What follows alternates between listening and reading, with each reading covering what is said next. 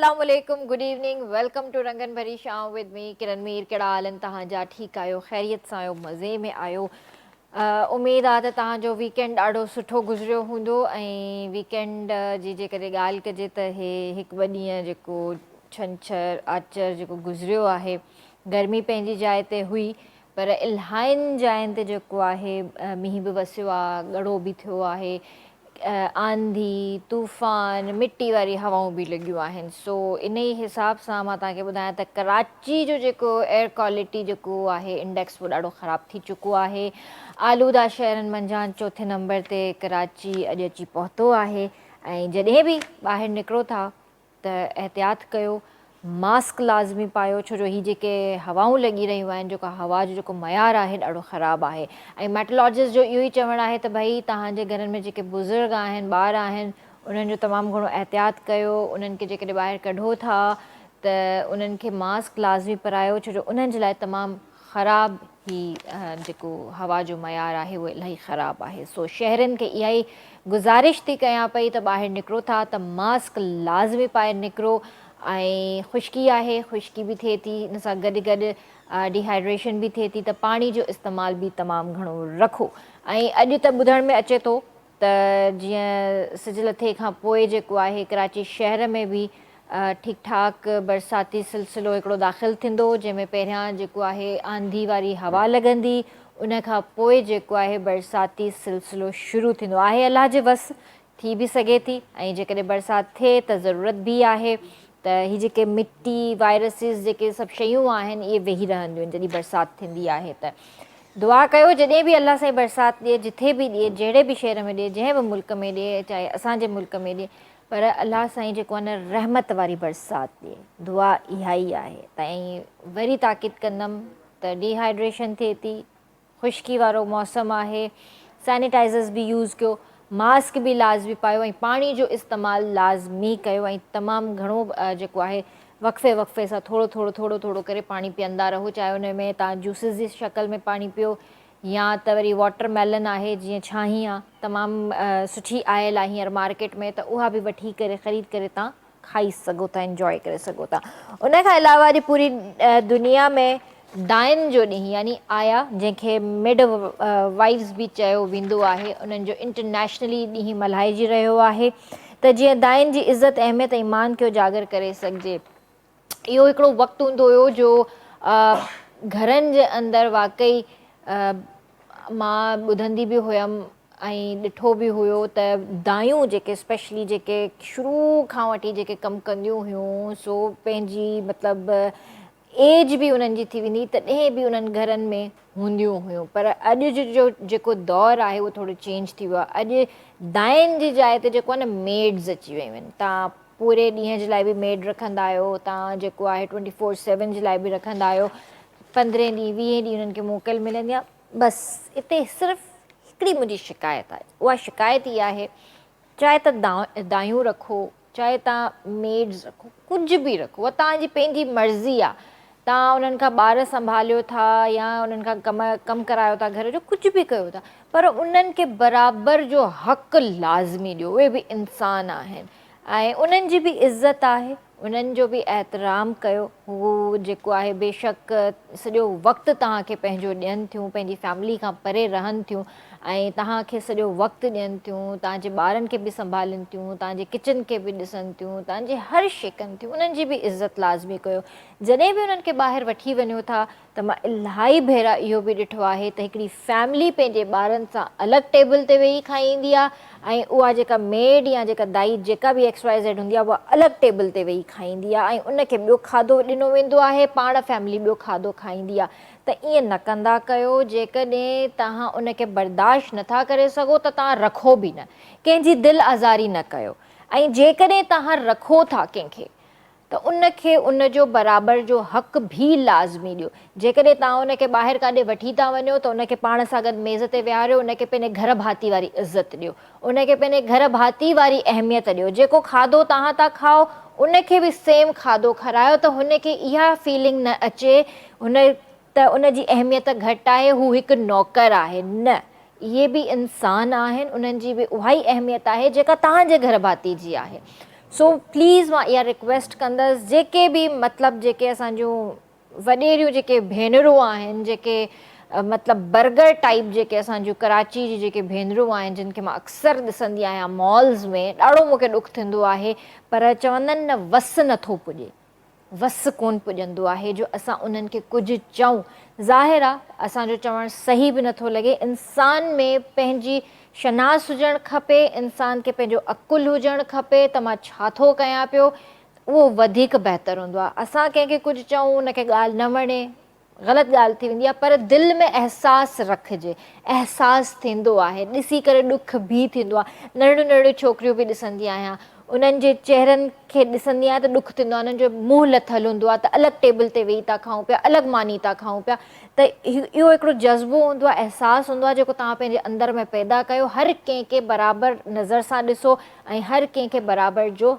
हक़ बि ॾियो उन खां अलावा अॼु पाकिस्तान जे नामियारे सिंधी ॿोली जे कहाणीकार नाटक नवेस शाइर ऐं कालम निगार कमर शहबाज़ जी 16वीं वरसी भी आहे सो अलाह साईं उन्हनि जी मग़फ़िरत करे ऐं उन्हनि जे घर भातियुनि खे अलाह साईं सबर अता करे पंहिंजे प्रोग्राम जो त असां आगाज़ करे ई चुका आहियूं ऐं अॼु मां तव्हांखे ॿुधाईंदमि त 1 मई जेकॾहिं तव्हांखे यादि आहे मज़दूरनि जो आलमी ॾींहं सां मल्हायो हुयो त उन ॾींहुं जेके असांजा कुली भाइर जेके हिते आया हुआ उन्हनि सभिनीनि सां जेका ॻाल्हि ॿोल्हि थी हुई त उन्हनि मोहम्मद तलहा फाउंडेशन जे हवाले सां काफ़ी ॻाल्हि कई हुई त ट्रस्ट आहे उहा ट्रस्ट फाउंडेशन आहे सो उन्हनि जा चेयरमैन अॼु असां वटि वेठल आहिनि मीर सनाउल्ला ख़ान जेके सोशल वर्कर बि आहिनि स्पेशली लेबर लाइ कमु कंदा आहिनि मोहम्मद तलहा ट्रस्ट फाउंडेशन जा चेयरमैन आहिनि सो उन्हनि खे बि भलीकार कंदासीं उन खां अलावा असां वटि सिंगर बि हिते मौजूदु आहिनि मास्टर इमदाद अली उन्हनि खे बि भलीकार कंदासीं अस्सलाम वालेकुम भाउ कीअं आहियो ठीकु आहियो अल्हम्दुलिल्लाह मां बि बिल्कुलु ठीकु आहियां भाउ जीअं त माशाल्लाह तव्हांजी हीअ फाउंडेशन आहे ट्रस्ट फाउंडेशन आहे मोहम्मद तलहा जीअं त तव्हां ॿुधायो त तव्हांजे पुट जे नाले सां त इहो मूंखे ॿुधायो त हिनखे केतिरो टाइम थियो आहे ऐं तव्हांखे इहो छो ख़्यालु आयो त तव्हांखे हिकिड़ी फाउंडेशन खोलणु घुरिजे तक़रीबन 8 खां 9 महीना थी विया आहिनि जेका असां माना खोली आहे हाणे रजिस्टर ते बि थियण वारो तक़रीबन हफ़्ते ॾेढ तक रजिस्टर बि थी वेंदो इहो आहे त माना असां कराची ईंदा रहंदा आहियूं कराची में तक़रीबन तव्हां ॾिठा पोइ जॻह जेके आहे असां सभु रिश्तेदार आहिनि इहे असां सां गॾु रहंदा आहिनि तक़रीबन हिते 500 खां 600 असांजा रिश्तेदार हिते रहनि था पिया ऐं पोइ हुते आयासीं पोइ उन्हनि खे ॾिसी करे पोइ असांखे हिकिड़ो जज़्बो पैदा थियो की जेको असां हिननि जे लाइ आवाज़ु खणूं उन्हनि जे लाइ ॻाल्हायूं असां हिकिड़ी कोशिशि कयूं बाक़ी हाणे हर चीज़ अलाह जे हथ में आहे अलाह ई करे सघे थो पोइ इन जे करे असां पंहिंजो फाउंडेशन ठाहियोसीं पहिरियों मज़दूरी तार ठाहियोसीं उन खां पोइ हाणे Mohammad Talha task force foundation ठाहियोसीं त हाणे अलाह जी महिरबानी आहे माना उनखे अॻिते रवानो कयो आहे हाणे रजिस्टर बि थियण वारो आहे माना जेको अलाह जी महिरबानी सां तमामु बहितरी में जेको आहे असांजो फाउंडेशन हले थो पियो ऐं इहो जेको पोएं चकर बि असां चैनल ते वेठासीं उन में बि माना जेको आवाज़ु बुलंद कयोसीं उन खां पोइ पहिरियों उन्हनि ते कोई बि न वेंदो हुओ कैंट ते उन खां पोइ मलिक रियाज़ साहब बि उन्हनि जी तमामु बहितरीनु हिकु मदद कई उन खां पोइ सलानियार आहिनि उन्हनि बि 2 चकर मदद कई आहे ऐं हाणे सिलसिलो शुरू थी वियो आहे उन्हनि जी मदद जो असां बि इहो चाहियूं था इंसानियत जे नाते जेके ज़रूरतमंद आहिनि उन्हनि जी ज़रूरत खे पूरी कयूं बिल्कुलु बिल्कुलु सुठी ॻाल्हि आहे सुठो क़दम आहे अलाह साईं तव्हांखे हिन में कामयाबी अता करे ऐं कंहिं बि ग़रीब जो ॾुखु कंहिंखां बि बर्दाश्त कोन थींदो आहे इंसानु पंहिंजे वस मुताबिक़ हिकिड़ी हैसियत मुताबिक़ ई सभु कुझु कंदो आहे त तव्हां खां इहो पुछणु चाहींदमि त इन में तव्हांजी पंहिंजी हिकिड़ी अकेले जी महिनत आहे या तव्हां सां गॾु ॿिया बि भाइर शामिल आहिनि अकेलो त हाणे कोई बि कमु आहे कोई बि नथो करे सघे इन में सॼो किरदारु जेको हूंदो आहे टीम जो हूंदो आहे उन्हनि जी महिरबानी आहे उन्हनि मूं ते एतमाद कयो आहे चेयरमैन कयो अथनि ऐं असांजा सदर आहिनि मोहम्मद आसिफ़ साहिबु जिन्हनि जो मेन रूल हूंदो आहे बाक़ी संगत घणी आहे काफ़ी कंहिंजा नाला खणो वरी कोई रहिजी वञे इन जे करे सदर जो नालो खणो त मोहम्मद आसिफ़ उनजो काफ़ी किरदारु हूंदो आहे जेको मां हुते न हूंदो आहियां मां रहीमियार ख़ान रहंदो आहियां हा मुंहिंजी राइश हुते आहे जेको मीरपुर में माना सॼो अगरि मां न हुजां त उहो सदर बि आहे चेयरमैन बि आहे उहो हर मसइले खे माना ॾिसंदो आहे बाक़ी असां छोकिरा आहिनि छी जेके 2 ॼणा माना जेके अपील ईंदी आहे उनखे ॾिसंदा आहिनि ऐं 2 ॼणा इंक्वायरी कंदा आहिनि त वाक़ई इन सां वाक़ई मसइलो आहे या हरूभरू जेको आहे इहो ईअं चए थो त पोइ 2 ॼणा असांजा वेंदा जेको उनजी मदद कंदा अच्छा इहो बि ॿुधायो त जीअं त असांजा भाइर आया हुया त हुननि ॿुधायो त हुननि खे तक़रीबन 2 कमरा आहिनि टोटल उते रहण जे लाइ हॉल आहिनि वॾा जंहिंमें तक़रीबन 200-300 कुली सुम्ही था पवनि पिया त ईअं नथो थी सघे उते का अहिड़ी जॻह नथी थी सघे जेके अलॻि अलॻि कंहिंखे कमरा ॾिना वञनि, हिकिड़े हॉल में सभु सुम्हनि था, त नंढा नंढा जेके क्वार्टर्स हूंदा आहिनि या नंढा नंढा कमरा जंहिंखे ठाराए ॾिजनि, कुझु अहिड़ो सिस्टम नथो थी सघे? उहो तव्हांखे मालिक बि ॿुधायो आहे त उन्हनि खां जेको माना 100 रुपयो कमाइनि था, 30 रुपया उतो कमीशन वठनि था पिया। कमाइनि था जेको उन उतो बि 30% उतो कमीशन वठनि था पिया। उते बि माना ब्रोकरी आहे। अगरि 100 उन्हनि खे मथे उहे पंहिंजो सिरकर हलाए वेंदा, उतो 30% माना उहे कमीशन वठनि था न पिया। त इन जे लाइ तव्हांजी फाउंडेशन आवाज़ न खईं? आवाज़ खयो आहे, फ़िलहालु असां रजिस्टर आहियूं, रजिस्टर खणी पोइ कानूनी तरीक़े सां जेको आहे असां दिफ़ा कंदा। रजिस्ट्रेशन नाहे थियल तव्हांजी, त इहो रजिस्ट्रेशन वारो सिलसिलो कॾहिं पूरो थींदो? इंशाल्लाह बस 2 हफ़्तनि में क्लियर थी वेंदो। 2 हफ़्तनि में थी वेंदो। उन खां पोइ मुंहिंजे ख़्याल सां तव्हां बहितर तरीक़े सां आवाज़ खणी जी सघो था। इंशाल्लाह कानूनी तरीक़े सां। उते मसइला ॾाढा आहिनि जी। त हींअर जेको मेन मसइलो जेको आहे हिते, जेके असांजा भाइर बि ॿुधाइनि पिया, त हिकिड़ो त हुननि इहो ई ॿुधायो त भई हेल्थ जो मसइलो आहे, ख़ुदा न ख़ास्ता का बीमारी सिमारी थिए थी त का गवर्नमेंट जी तरफ़ां हेल्प कोन्हे, सभु कुझु हिननि खे पाण करिणो पवंदो आहे। पर एतिरा पैसा बि न हूंदा आहिनि ज़ाहिरा, पोइ ईअं ई बि सुम्हंदा आहिनि बीमारी में। त तव्हां हेल्थ जे हवाले सां उन्हनि जे लाइ कहिड़ो कमु करे रहिया आहियो? माना मक़सद जी ॻाल्हि इहा आहे त माना असां जेको असांजो फाउंडेशन आहे न, उहो हिकिड़ो माना फीस जमा कंदो आहे। माना असांजा पंहिंजा बि आहिनि तक़रीबन 15-18 छोकिरा जेके उहे फीस ॾींदा आहिनि, ऐं बाक़ी दोस्तनि खे नंबर ॾिनल आहिनि। महिरबानी आहिनि जेके 500 को 1000 को 300 को 2000 माना मोकिलींदा आहिनि, जेका असां वटि माना महीने में फीस जमा थींदी आहे। पोइ उहा माना कंहिं वटि माना हिते कराची में असांजा काफ़ी मसइला थिया आहिनि, हिते फ़ौतगियूं थियूं आहिनि जंहिंखे खे एम्बुलेंस जी ताक़त न हूंदी आहे, या हॉस्पिटल वारा अॼुकल्ह अहिड़ी ॻाल्हि ईअं न कढणु ॾींदा आहिनि जेतिरे त उन्हनि खे पेमेंट मिले रखियो। त बाक़ी जेतिरो थी सघंदो आहे पोइ कोशिशि कंदा आहियूं, हितां बि खणाए वेंदा आहियूं घर तक, ऐं उन खां पोइ बि जेको तावन थींदो आहे असां वटि फीस हूंदी आहे त बिल्कुलु जेको आहे उन्हनि सां कंप्रोमाइज़ कंदा आहियूं। सही।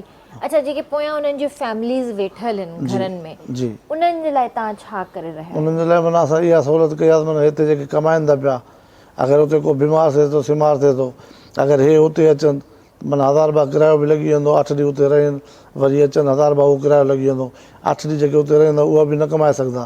त उन्हनि जे करे हिन सां राब्तो कंदा आहियूं, तव्हां हिते बीह रहो, असां तव्हांजी फैमिली खे जेको आहे जेको थी सघो थो तावन कयूं था। सही। ऐं ॿार आहिनि उन्हनि जा, माशाअल्लाह सां हर कंहिंजा ॿार आहिनि ज़ाहिरा, त हू बि चाहिनि था त असां पंहिंजे औलाद खे पढ़ायूं, ऐं जीअं असां कूली आहियूं त असांजो ॿारु कूली न थिए, पर ज़ाहिर आहे हर कंहिंजो पहिरियों औलाद आहे त उन्हनि पाण सां गॾु लॻाए छॾियो आहे त थोरी घणी इनकम अचे।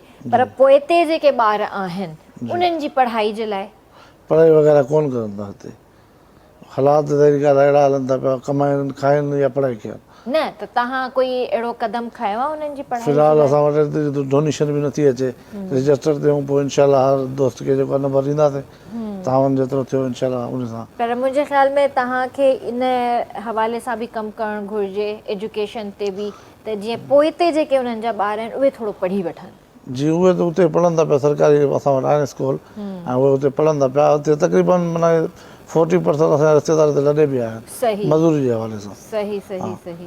बाक़ी जेको गवर्नमेंट सिंध खे अपील कंदासीं त जेको आहे पहिरें ऐं चौथे ग्रेड ते जेके ड्यूटियूं 3 या 4 साल थिया आहिनि, जेके उहे माना ऑर्डर न कढिया अथनि, उन में बि तकलीफ़ में आहिनि तक़रीबन लोग, त उन्हनि खे रिक्वेस्ट कयूं था त उहे ऑर्डर कढनि, जीअं उहे पंहिंजी ज़िंदगी सां ख़ुशहाली सां। सही, ज़बरदस्त। असां सां गॾु जेको आहे मास्टर इमदाद अली भी हिते मौजूद आहे। अस्सलाम वालेकुम भाउ, कीअं आहियो? अल्लाह जो शुक्र आहे, तव्हां ॿुधायो ख़ुशि आहियो? जी जी बिल्कुलु ठीकु ठाक। केतिरो अरसो थियो आहे तव्हांखे ॻाईंदे? अदी मूंखे तक़रीबन 15 साल थी विया। अच्छा, 15 साल। मतिलबु छो तव्हांखे शौक़ु थियो हुयो? का वजह कंहिंखे ॾिसी करे तव्हांखे शौक़ु थियो, या बसि तव्हांखे हुयो त मां गाना ॻाईंदमि? मां ज़्यादा उस्ताद शमन अली मिराली साहब खे ॿुधंदो हुउमि। अच्छा। मन हुनखे ॿुधी त मन मुंहिंजो ख़्यालु हो जाॻियो त मां बि मन अहिड़ो सिंगर थियां उस्ताद जहिड़ो, पर उस्ताद खे त नथा पहुची सघूं। त पोइ हुन जे मन हिसाब सां मां थोरो घणो ॻाइणो थियो आहे। अच्छा जी अदी। सही।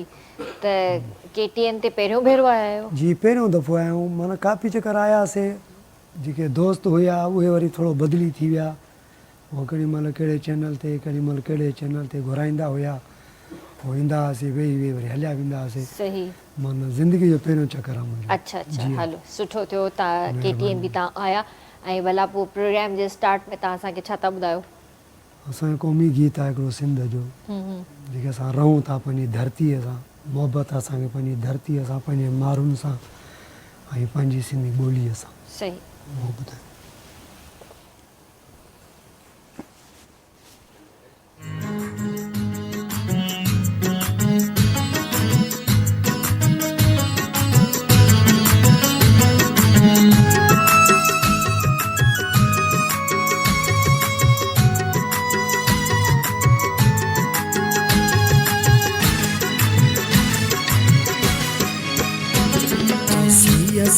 ते सिपया विड़ंदासीं, जेसी असां ते सिपया विड़ंदासीं, आसिर वञे त भल वञे सिंध कोन ॾींदासीं, आसिर वञे त भल वञे सिंध कोन ॾींदासीं, जेसी असां ते सिपया विड़ंदासीं, जेसी असां ते सिपया विड़ंदासीं, आसिर वञे त भल वञे सिंध कोन ॾींदासीं, आसिर वञे त भल वञे सिंध कोन ॾींदासीं।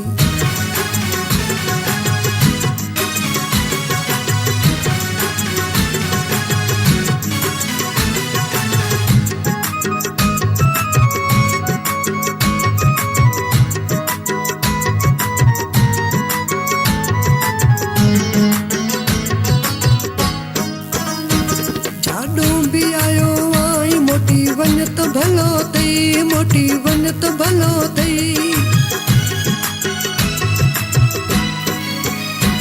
जाडो भी आयो आई मोटी वन त भलो तई, मोटी वन त भलो तई, गैरत वारा आयो तो सा कोन ठंदासीं, गैरत वारा आयो तो सा कोन ठंदासीं, आसिर वञे त भल वञे सिंध कोन ॾींदासीं, आसिर वञे त भल वञे सिंध कोन ॾींदासीं, जेसी असां ते सिपया विड़ंदासीं, जेसी असां ते सिपया विड़ंदासीं।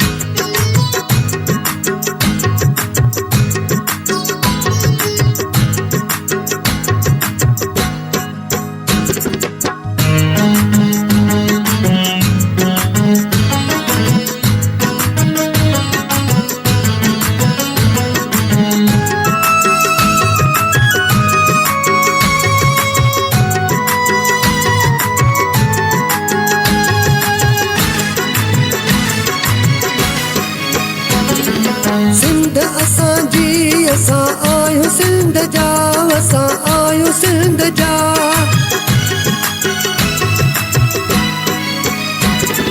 सिंध असांजी असां आहियूं सिंध जा, असां आहियूं सिंध जा,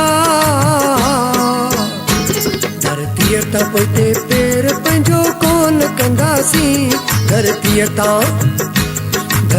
तां पोइते पेर पंहिंजो कोन कंदासीं, आसिर वञे त भल वञे सिंध कोन ॾींदासीं, आसिर वञे त भल वञे सिंध कोन ॾींदासीं, जेसी असां ते सिपया विड़ंदासीं, जेसी असां ते सिपया विड़ंदासीं, आसिर वञे त भल वञे सिंध कोन ॾींदासीं, आसिर वञे त भल वञे सिंध कोन ॾींदासीं।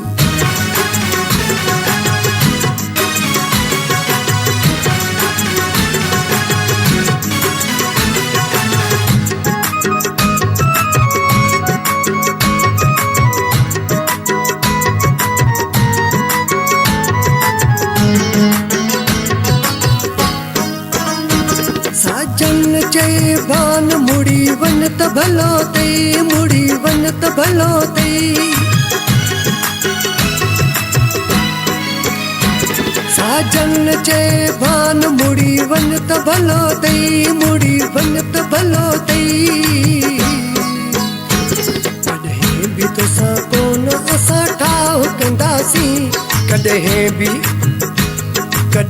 बि तोसां कोन असां ठाह कंदासीं, आसिर वञे त भल वञे सिंध कोन ॾींदासीं, आसिर वञे त भल वञे सिंध कोन ॾींदासीं, जेसी असां ते सिपया विड़ंदासीं, असां ते सिपया विढ़ंदा ईंदासीं आसर वञे त भल वञे सिंध कोन ॾींदासीं आसर वञे त भल वञे सिंध कोन ॾींदासीं जेसी असां ते सिपया विढ़ंदा ईंदासीं जेसी असां ते सिपया विढ़ंदा ईंदासीं आसर वञे त भल वञे सिंध कोन ॾींदासीं आसर वञे त भल वञे सिंध कोन ॾींदासीं।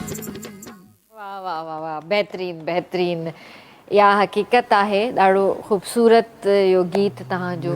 जेसीं ताईं साहु आहे सिर वञे त भली वञे सिंध कोन ॾींदासीं ऐं ॾींदासीं ई कोन ऐं विढ़ंदासीं, चाहे उहो असांजो पंहिंजो वतन पाकिस्तान हुजे या असांजी धरती सिंध अमड़ हुजे, असांखे ॿई ॾाढा प्यारा आहिनि ऐं रहूं हिते था विढ़ंदासीं ऐं हर वक़्तु तयारु आहियूं असां हिते बिल्कुलु। ऐं हिते वक़्तु थियो आहे ब्रेक जो, जल्दी हाज़िर था थियूं।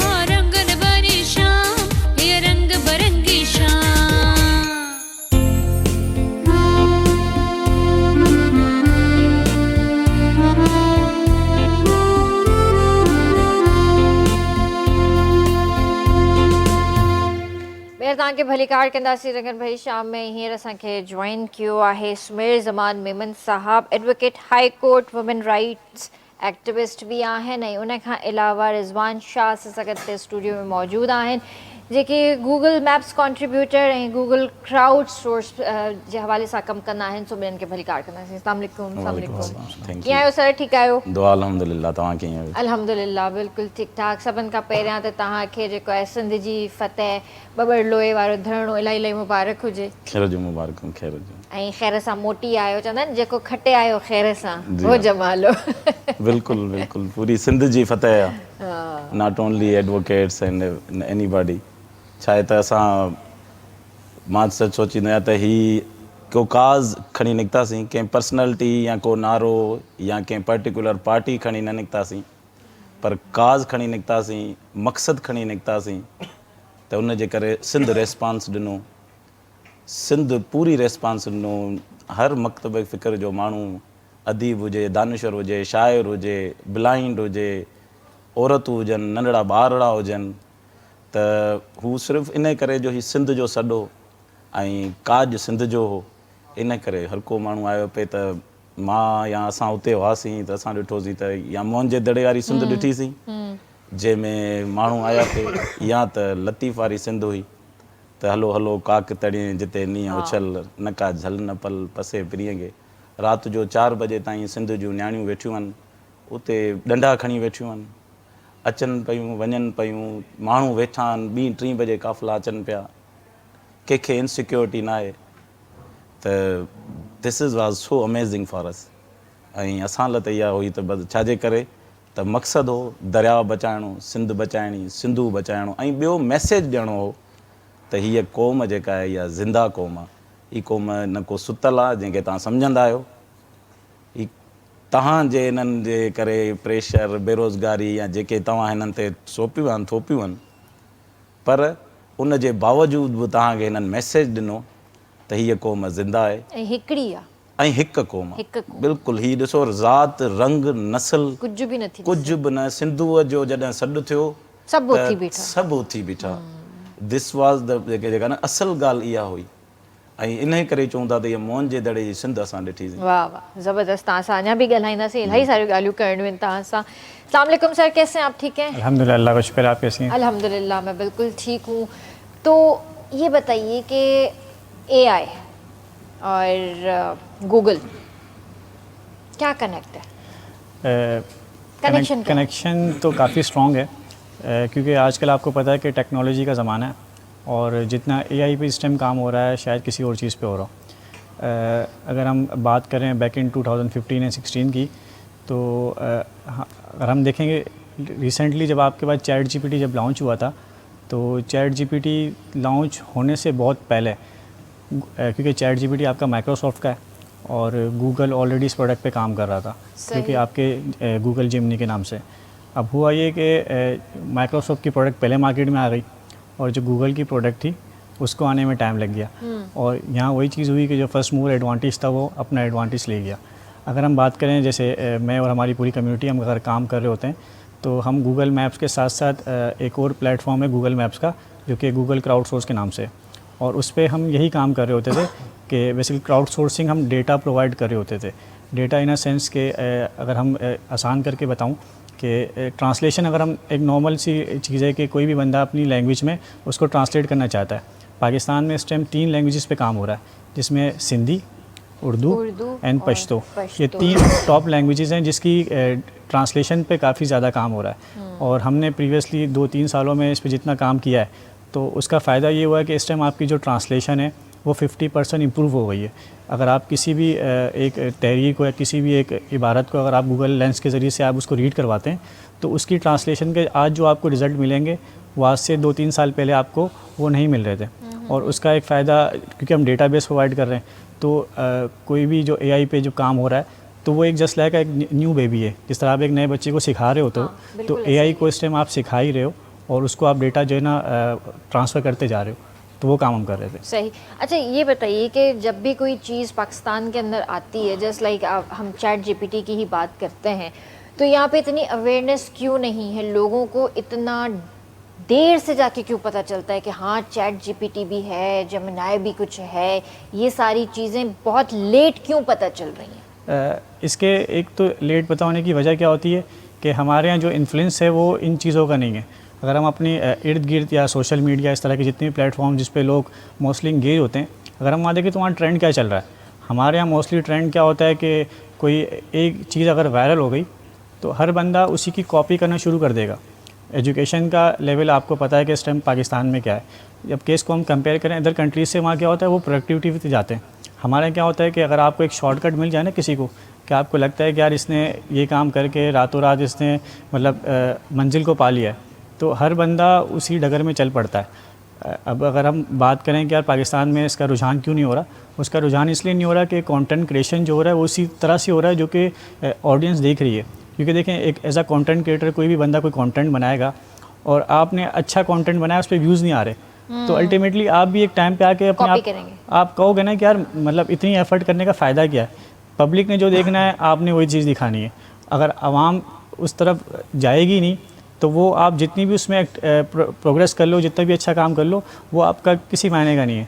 अब चैट जीपीटी की अगर बात करें, जब इनिशियली आया था तो कितने लोगों ने कहा कि यार आपकी जॉब्स खा जाएगा, लेकिन उसमें भी आप देखें कि अब आपको प्रॉम्प्ट सीखना है ना, क्योंकि देखिए कोई भी नई चीज़ आ रही है तो आपको उसको लर्न करना है। अगर आप लर्न नहीं करोगे तो अल्टीमेटली आप मार्केट में पीछे रह जाओगे, और फिर एक टाइम आएगा कि फिर एकदम से जब आपके पास 50-60 चीज़ें आ जाए ना, 100 चीज़ें एक साथ आ जाए, तो फिर आप उसे नहीं सीख सकते। सही। बेहतर तरीका क्या है कि आप by the passage of time नए टूल आते जा रहे हैं, नई चीज़ें आती जा रही हैं, आप उसे लर्न करते जाएँ। और लोगों ने इससे बिज़नेस गेन करना शुरू कर लिया। जो प्रॉपर काम कर रहे हैं, मार्केटिंग एजेंसीज़ ने इससे ऑर्डर्स ग्रैब करना शुरू कर लिए। आप प्रॉम्प्ट सीखें, क्योंकि एक टूल आपके पास आ गया है, जितना आप उसमें इन डेप्थ जाते रहेंगे उतनी आपकी लर्निंग होती रहेगी। सही बात है, हकीकत है।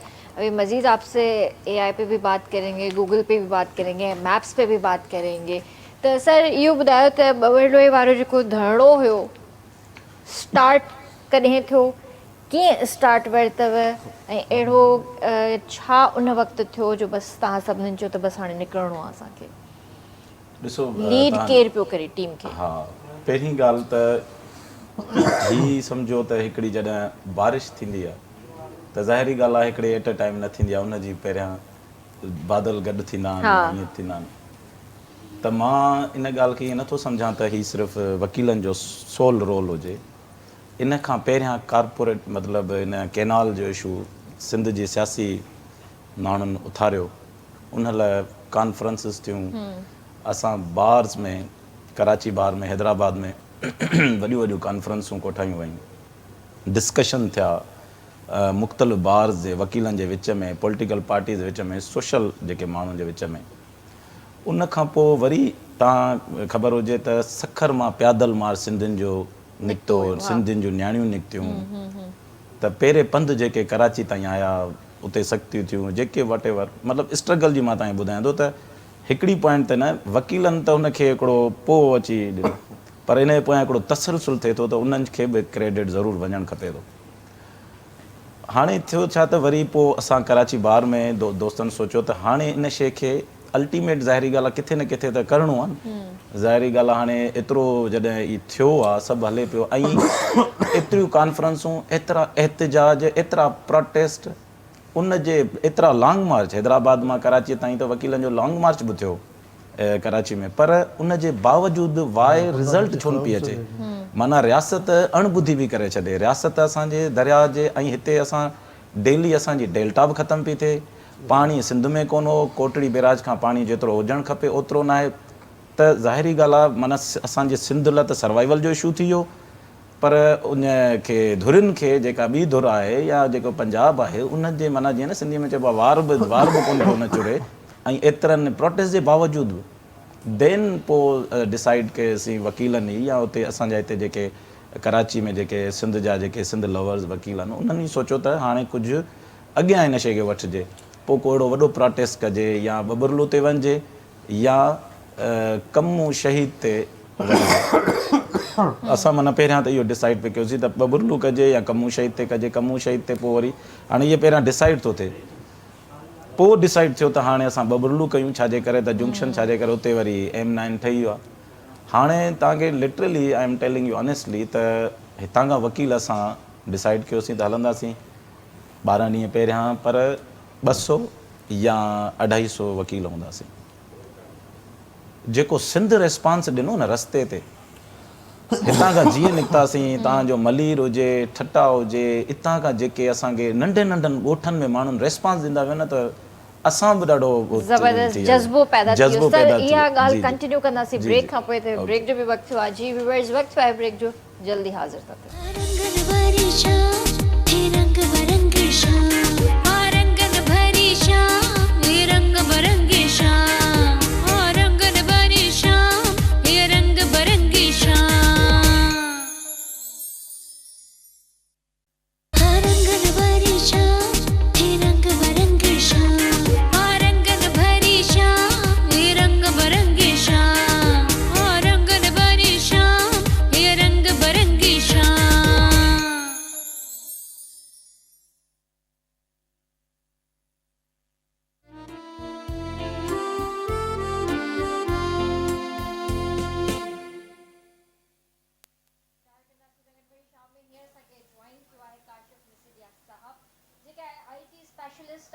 AI expert, Google International Crowdsource Influencer भी आए तो नबी हमजा बनाए। अस्सलाम वालेकुम सर। वालेकुम सलाम। कैसे हैं आप? ठीक हैं? अल्हम्दुलिल्लाह। आपने देर कर दी आने में, हम आपका बहुत देर से वेट कर रहे थे। जी वो ट्रैफिक असल में इतना ज़्यादा शदीद जाम था कि क्या करते।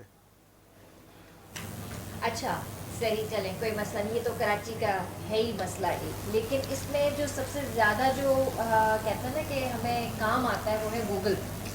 जी। तो गूगल में ट्रैफिक वगैरह का भी सीन होता है कि आपको वो भी पता चल जाता है कि कहाँ ज़्यादा ट्रैफिक है, कहाँ कम ट्रैफिक है। बिल्कुल बिल्कुल। तो उससे भी हमें मतलब नेविगेशन में बड़ा फ़ायदा होता है। जी, नेविगेशन आजकल चलती गूगल मैप्स की है। आप चाहे कोई सी भी ऑनलाइन टैक्सी ले लें या कोई आप ऑनलाइन फूड सर्विस ले लें, सब जो मैप यूज़ करते हैं गूगल मैप का यूज़ करते हैं। तो जो गूगल मैप है वो आपको देता है बेस्ट रूट।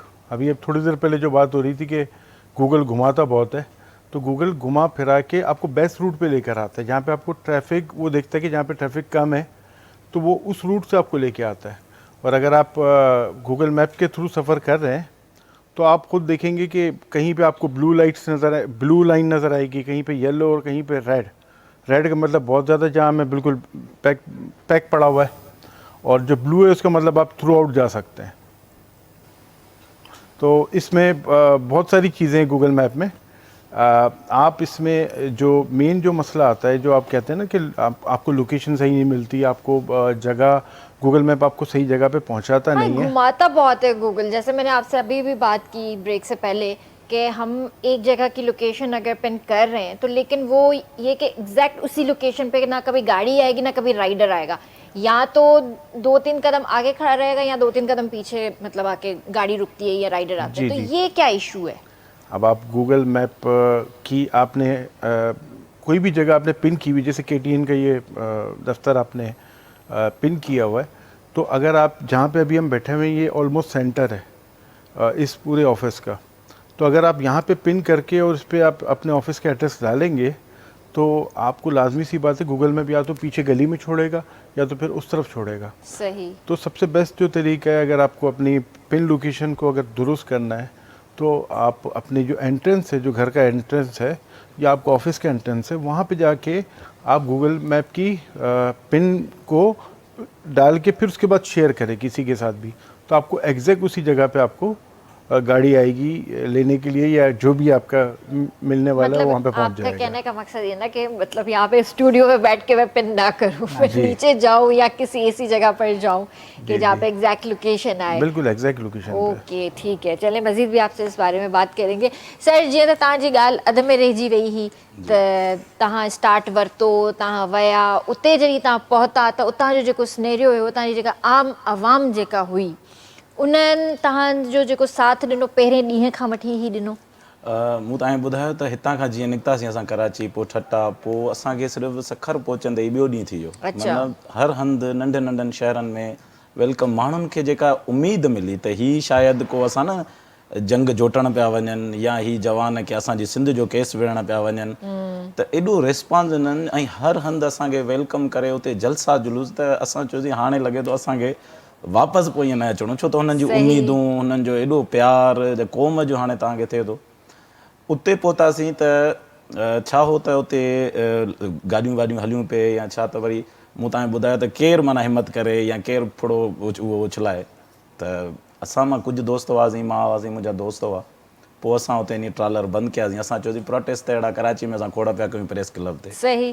पंजाब जेकॾहिं असांजो पाणी बंदि कयो आहे, पंजाब जेकॾहिं असांखे पाणी नथो छॾे त असां पहिरियां पंजाब जो खाधो हाणे बंदि कंदासीं। टिट फॉर टेट थी वियो, एक्शन हुननि कयो आहे, असां सिंधी माण्हुनि असां रिएक्शन ॾिनो आहे, ॾिनोसीं, सही। त घटि में घटि हुननि खे रिएक्शन जी ख़बर पए सिंध जी। मूं जीअं तव्हांखे पहिरियां ॿुधायो त एतिरनि प्रोटेस्ट, एतिरनि एहतजाज, एतिरनि लॉन्ग मार्च ते हुननि ते असरु न थियो, त पोइ पहिरियों असां ट्रालर बीहारियासीं, पोइ 5 ॿिया बीहा, पोइ सभिनि दोस्तनि उतां वेही रहियासीं, त हाणे भले असांजे मथां पर ट्रालर ॾिसो, एतिरा ॾींहं जीअं रोड्स बंदि हुया, ठीकु आहे, हाईवेज़ बंदि हुया, कोई बि न पियो वञी सघे, ट्रॉलर जेके बि हुया न पिया वञी सघनि, पर इन्हनि ड्राइवरनि बि मतिलबु हिकिड़ो चइजे न त सब्र जो मुज़ाहिरो कयो आहे ऐं सब्र करे वेठा हुया, इन्हनि बि का हैंकी पैंकी न कई, कुझु बि न कयनि। उनजो रीज़न इहो, तव्हां वीडियो ॾिसंदो, हिकिड़ा आम ग़रीब हुआ, उन्हनि चयो पिए त उन्हनि खे ख़बर कोन्हे, हू चवनि पिया पंजाब सिंधियों का पानी का मसला हल करो। उहे ईअं पिया चवनि त Exactly, मां videos ॾिठियूं हुयूं। छो त हुननि खे बि ख़बर पई त ही ज़ाती सुमेर पंहिंजे लाइ केरु न वेठो आहे, या वड़ाइज पंहिंजे लाइ कोन वेठो आहे, या कंहिंखे पंहिंजे के नौकिरीअ लाइ न वेठा आहिनि या पघार लाइ न वेठा आहिनि, पाणी जे लाइ वेठा। पाणी जे लाइ वेठा आहिनि, जेको हिन जो सूबो सॼो बंदि करे वेठो आहे। इन करे आम में थियो। ॿी जेका तव्हांजी ॻाल्हि खे वधाईंदे त तव्हां ॾिसो त अरबे रुपयनि जो सामान हो, हिकिड़ी हवा निकिती, सिंधी क़ौम पंहिंजी महिमान नवाज़ी सां गॾु ईमानदारीअ जो केॾो सबूत ॾिनो आहे ऐं दयानतदारी जो केॾो सबूत ॾिनो का आहे। लूट मार न थी, कुझु बि न कंहिंखे थियो। बाहि न। अच्छा, वरी तव्हां उतां जे माण्हूअ जो मूं तव्हांखे ॿुधायो त शुरू में असां वकील हुआसीं ऐं माण्हू उतां जा घटि हुआ, पर ब्लेसिंग इन डिसगाइज़ कुझु शयूं थी वेंदियूं आहिनि। त पहिरीं राति असां जॾहिं उते जाॻियासीं त उते फायरिंग थी, फायरिंग कराए वे, तव्हांखे ख़बर हूंदो त पोइ इहो असां ते हिकिड़ो थ्रेट करणो या ज़ाहिरी ॻाल्हि आहे दोस्तनि खे धक बि लॻा उन्हनि जे पोयां पिया, पर इहो असांजे फेवर में वियो। सिंधी रिएक्शन ॾिनो त हीअ जेके असां लाइ विया आहिनि, जेकॾहिं गोलियूं था खाइनि, त पोइ सिंध उथलजी वई। एतिरा माण्हू जो असां खां पोइ इमेजिन ॻाल्हि वधी वई। हाणे पोइ माण्हू किथां अचनि पिया, हज़ारे अचनि पिया, लखे वञनि पिया, रहनि किथे पिया, ॿाहिरि सुता पिया आहिनि। उतां जो आम माण्हू असांखे सिक्योरिटी पियो ॾिए, उतां जा लठियूं खणी असांजी सिक्योरिटी पियो करे, उतां जूं नियाणियूं जेके आहिनि राति जो वेठियूं आहिनि, त हिकिड़ो त असां लाइ अनइमेजिनेबल सूरत हाल थी वई। पहिरियों ॾींहुं ईअं थियो, ॿिए ॾींहं ते ईअं थियो, पोइ ज़ाहिरी ॻाल्हि आहे सिंध सुजाॻ थी वई, पोइ हर शहर मां, हर माण्हूअ मां टीचरनि जो वफ़द अलॻि पियो अचे, त उस्तादनि जो, त प्रोफेसरनि जो, डॉक्टरनि जो। डॉक्टरनि त पंहिंजी कैंप क़ाइमु करे छॾी। एतिरा ॾींहं उते छा शदीद गर्मी हुई उते, पर उते केतिरा असां सां बि ज़ाहिरी ॻाल्हि आहे तकलीफ़ूं थी हूंदियूं 2-3 ॾींहंनि लाइ जीअं सोचे करे वियासीं त ईअं थी वेंदो हल थी वेंदो, पर पहिरियां त गवर्नमेंट असांखे पुछियो बि कोन पिए न। पोइ जॾहिं हीअ शयूं वधंदियूं वियूं ऐं जॾहिं उन्हनि जो वाक़ई उते जॾहिं पोइ ऐवाननि खे ख़बर पई त हाणे वाक़ई सिंधी उथण वारा न आहिनि, उहे जेकॾहिं उन्हनि खे थ्रेट्स बि ॾिनासीं, उन्हनि ते हमिलो बि करायोसीं, पोइ असां चयोसीं हाणे मोटणु महिणो आहे। हाणे मोटिबो त माना पंहिंजो या त भले पोइ असांखे मारे मोकिलनि या त पोइ असां पंहिंजा डिमांड जेके आहिनि पूरियूं करे मोकिलींदासीं। सिंधी माण्हुनि जो उते जेको महिमान नवाज़ी त तमामु वॾी, घर ख़ाली करे छॾियनि। मां लिटरली मां जंहिं घर में 5-6 ॾींहंनि खां पोइ उते चाबी घर जी, मतिलबु मां उते बि छा आहे त असां लाइव आहियूं या सोशल, इन खां पोइ मां चवां पियो त कराची में रहूं था त कंहिं होटल जो किरायो, कंहिं मैरिट होटल में कुझु 30-40 हज़ारनि खां, या त असां पंहिंजे घरनि में रहूं था, गेस्ट हाउस जो 6-7 हज़ार खां घटि न आहे। लिटरली ऑनेस्टली टेलिंग यू, मां ॿियनि जी त ॻाल्हि पोइ कंदुमि, पर मूंखे घर जी चाबी मिली वई। ॾिसो इहो एतबार आहे, इहो मोहब्बत आहे, महिमान नवाज़ी ऐं वरी वकीलनि खे, ॿियो वरी वॾे में वॾो त वकीलनि खे त आम चवंदा आहिनि माण्हू हिते जो त भाई ट्रस्ट घटि आहे या कब्ज़ो कनि, वकीलनि खे किराए जो मसइलो हूंदो आहे। तव्हां उते बंगले जी चाबी ॾेई था छॾियो वकीलनि खे, त इहो ट्रस्ट ॾिसो छाजे करे त ही माण्हू सिर्फ़ु असांजे लाइ ई आया आहिनि। प्रोपेगेंडा बि तव्हांजे ख़िलाफ़ ॾाढी थींदी आहे वकीलनि जे ख़िलाफ़। उहो जेको सुठो कमु कंदो आहे न, या जेको चङो कमु करणु वेंदो आहे त उनखे रोकण लाइ इहे हूंदियूं आहिनि प्रोपेगेंडा बि सही आहे।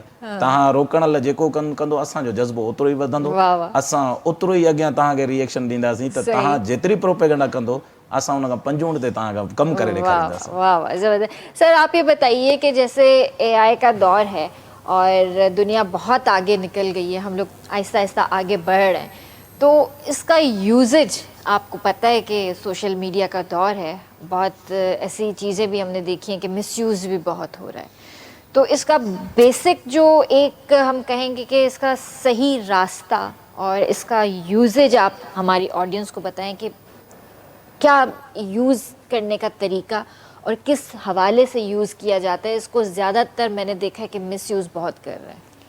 इसका जो सबसे जो बेस्ट यूज़ ये है कि आप अपने आप को जो न्यू टूल्स इसमें ऐड ऑन होते जा रहे हैं उसके साथ आप लिंक में रखें, क्योंकि होगा ये कि अगर कोई भी नई चीज़ आ रही है ना, इस लेट्स सपोज अभी मई का मंथ है ना, अभी इस महीने में लेट्स सपोज 4 नए टूल आए, तो बेहतर तरीका क्या है कि आप वो चारों टूल एक एक करके सीख लें। अगर आप नहीं सीखेंगे तो क्या होगा, क्योंकि चीज़ें तो बढ़ती जा रही हैं, टूल्स ऐड ऑन होते जा रहे हैं, एक टाइम ऐसा आएगा कि आपको लगेगा कि यार मुझे कुछ भी नहीं आता।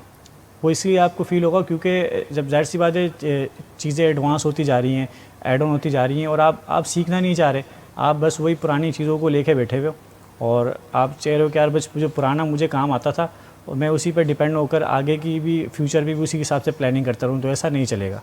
आपको साथ साथ चीज़ों को लर्न करना पड़ेगा, और जब आप लर्न करेंगे तो उसमें ऑटोमेटिकली आपका इंटरेस्ट और डेवलप होगा, क्योंकि इतने मज़े की चीज़ें आ रही हैं। जैसे आपकी इंडस्ट्री से एड्स की अगर हम बात करें कि एक प्रॉपर शूट करवाना होता है या किसी ब्रांड का कोई शूट प्रॉपर हो, तो एक मॉडल हायर करना पड़ता है, कैमरामैन से लेकर डायरेक्टर तक, कॉस्ट्यूम तक, लोकेशन तक, सारी चीज़ें जो है ना आपको एक एक करके, आपका कितना बड़ा बजट होता है।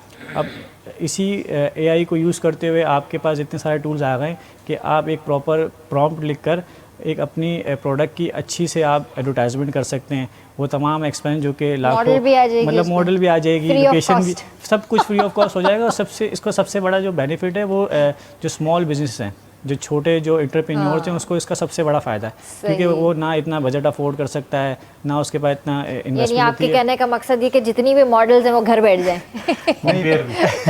कंपेयर भी मतलब एक टूल है ना, मतलब उसका मतलब ये नहीं कि जो काम कर रहे हैं वो घर बैठ जाए। पॉइंट ये कि देखें जो काम कर रहा है वो ऑटोमेटिकली कर रहा है, लेकिन जिसको ऑप्शन नहीं है, ये उसके लिए बात हो रही ना, कि ऐसा नहीं कि एक नई चीज़ आई है तो उसकी वजह से पुराने ऑप्शन बंद हो जाएंगे। पुराने ऑप्शन इतनी जल्दी बंद नहीं होंगे, लेकिन उनको भी बेहतर, पुराने चावल है सर, ऐसे नहीं जाएंगे। मतलब उनको भी चाहिए ना कि वो चीज़ें लर्न करें, क्योंकि देखें अगर आप कोई भी चीज़ नहीं सीखेंगे तो ऑटोमेटिकली आप पीछे रह जाएंगे, और आपके लिए जो है ना कंपटीशन जो है ना, अगर अभी तो हम पाकिस्तान की बात करते हैं ना, अगर हम देखेंगे इंटरनेशनली अगर आप कम्पीट करना हो तो ऑटोमेटिकली आपको वो हाई लेवल पे उन चीज़ों को लर्न करना पड़ेगा। स्मॉल बिजनेस की बात हुई थी, कोविड के बाद से क्या हुआ था कि हमारे पाकिस्तान में स्पेशली ऑनलाइन बिज़नेस का रुझान बहुत ज़्यादा बढ़ गया था। तो जो गूगल मैप्स की हमने बात हाँ, की, हाँ। तो हमने उसमें भी कंट्रीब्यूशन इतनी ज़्यादा की है कि अल्हम्दुलिल्लाह के लोकेशंस आपकी, जैसे अब इस एरिया में आसपास किसी गली में, किसी मोहल्ले में कोई घर से होम बेस कोई बिज़नेस हो रहा है, तो अब वो पहले लोकेशन गूगल मैप पे ऐड नहीं थी, बट सही। अब अगर आप गूगल मैप पे अगर आप सर्च करने जाएंगे तो आपके पास सराउंडिंग में इस तरह के बहुत सारे प्लेसेस आपको नज़र आएंगे जो बिल्कुल कि आती छोटे हैं, होम हाँ, बेस्ड बिजनेस होंगे। हाँ, अच्छा, अब उसमें सम टाइम मसला क्या आता है कि कुछ इन्फॉर्मेशन मिसिंग होती है या उनकी डिटेल्स नहीं होती कि अगर आप कांटेक्ट करना चाहें, मतलब लोकेशन तो आ रही है बट आप कांटेक्ट करना चाहें तो कांटेक्ट नहीं कर रहे, तो उस पर भी हमारा एक इनपुट ये होता है कि हम हमेशा इस तरह की लोकेशंस को ट्रैक करते हैं और हमारी कोशिश होती है कि उनकी इन्फॉर्मेशन डाल दी जाए, उनकी ऑन एंड ऑफ टाइमिंग में मेंशन कर दिया, सही, कांटेक्ट नंबर सही। सबसे बड़ी बात, क्योंकि देखिए कांटेक्ट नंबर से फ़ायदा क्या होता है, जैसे लेट सपोज आपको किसी जगह जाना है, कोई आपको अपॉइंटमेंट लेनी है, तो आपके लिए बेहतर क्या होगा कि आप कॉल करके पहले कंफर्मेशन ले लें या कोई डिटेल आपको लेनी हो, ऐसा ना हो कि वहाँ जाकर आपका टाइम वेस्ट हो। सही। तो अगर आपके पास कॉन्टैक्ट अवेलेबल होगा वहाँ का, तो आपके लिए वो जो एक जाकर करने वाला काम है वो नहीं होगा, वो within seconds कॉल आपको पे उसी कांटेक्ट वक्त हो जाएगा, तो हाँ। अल्हम्दुलिल्लाह इस तरह की काफ़ी सारी लोकेशंस की हम जो है ना, जितनी भी मिसिंग डिटेल्स होती हैं वो हम ऐड ऑन कर रहे होते हैं। और स्मॉल बिज़नेस को प्रमोट करने के लिए हमारी टीम, काशिफ भाई और मैं, हम सब मिलकर हमारी काविश यही है कि यार स्मॉल बिज़नेस को जितना प्रमोट किया जाए, क्योंकि ज़्यादा अच्छा क्योंकि है, बड़े बिज़नेस के पास तो बजट भी होता है, वो अपनी मार्केटिंग के जो टूल भी अप्लाई कर सकता है, अपने इनके स्पॉन्सरशिप भी कर सकता है, सही। लेकिन छोटा बिज़नेस ये सब नहीं कर सकता। नहीं कर सकता, तो सही बात है। इसमें हमारा हमेशा इनपुट होता है। सही। सर आप ये बताइए कि इस वक्त हमारे पास ऑनलाइन का जो बिजनेस है वो कितना फैल चुका है, आपको क्या लगता है? देखिए, ऑनलाइन का भी आपको जितना बिजनेस नज़र आता है ना, वो जितना होना चाहिए उसका 25% है। नहीं ठीक है, करें। जितना होना चाहिए, जो सारी दुनिया हमें में तो हम लगता है देखते कि हैं, मेरा ख्याल है कि ऑनलाइन बिजनेस है 75% टेक ओवर किया हुआ है, नहीं किया वो। लग रहा है। वो इस वजह से लग रहा है कि आप को जो ज़रूरत होती है वो आपको मिल जाती है चीज़। अभी इतना ज़्यादा जो ऑनलाइन में जो कंपटीशन है ना, वो अभी स्टार्ट नहीं हुआ। ठीक है, मैं 2 दिन पहले भी मैं एक इवेंट में था, वहाँ पे भी मैंने यही बात की कि आप अपनी सराउंडिंग में, चाहे कोई भी नौजवान है, आप देखते हो ना आपकी सराउंडिंग में बहुत सारे बिजनेसेस होते हैं। अगर आप उसको सिर्फ थोड़ी सी अपनी कोशिश के ज़रिए, सिर्फ 5 मिनट लगते हैं, वो आपके गूगल मैप पे एक ऑप्शन है सजेस्ट एंड एडिट या ऐड अ मिसिंग प्लेस का, आप उसको यूज़ करते हुए अपनी सराउंडिंग के जितने भी बिज़नेस हैं आप उनको डाल दें, उस पर फ़ोन नंबर डाल दें, वो जितने भी बिज़नेसेस हैं वो ऑनलाइन की एक धारे में आ जाएंगे।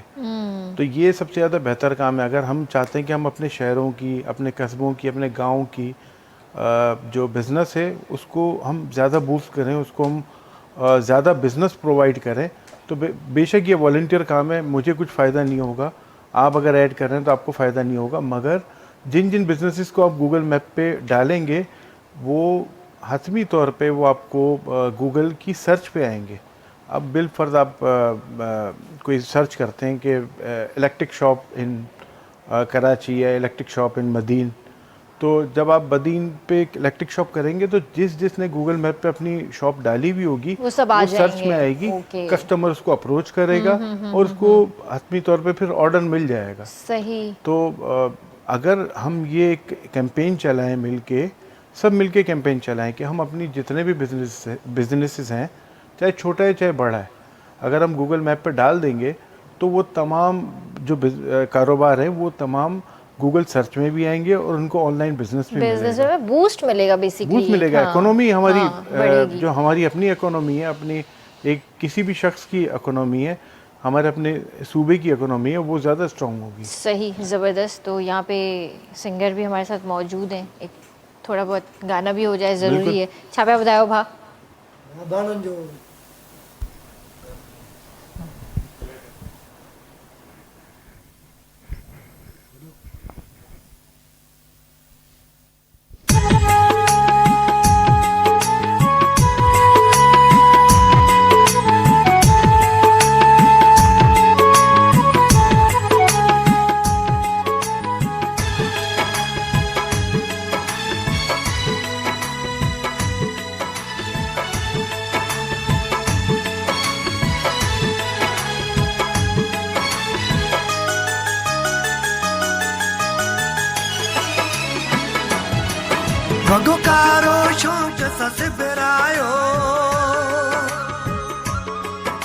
अज तू जे विछोड़े पारायो वगो कारो शौक सस बिरायो अज तू जे विछोड़े पारायो इहो रंग न मूंखे यार लॻो करे ज़ुल्म छॾियो तो मूं ते वॾो इहो रंग न मूंखे यार लॻो करे ज़ुल्म छॾियो तो मूं ते वॾो वॻो कारो शौक सस बिरायो अॼु तूं जे विछोड़े पारायो इहो रंग न मूंखे यार लॻो करे ज़ुल्म छॾियो तो मूं ते वॾो इहो रंग न मूंखे यार लॻो करे ज़ुल्म छॾियो तो मूं ते वॾो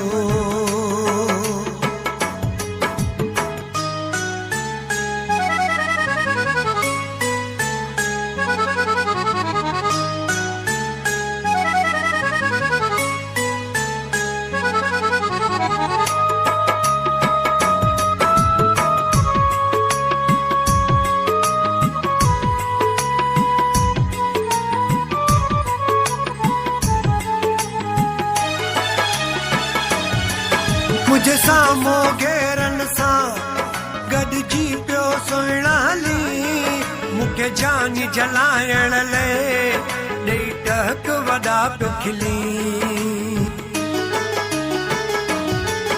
मुझे सामो घेरन सां गॾिजी पियो सुहिणा हली मूंखे जानी जलाइण लाइ ॾेई टहक वॾा पियो खिली वॻो कारो शौक सस बिरायो अॼु तूं जे विछोड़े पारायो इहो रंग न मूंखे यार लॻो करे ज़ुल्म छॾियो तो मूं ते वॾो इहो रंग न मूंखे यार लॻो करे ज़ुल्म छॾियो तो मूं ते वॾो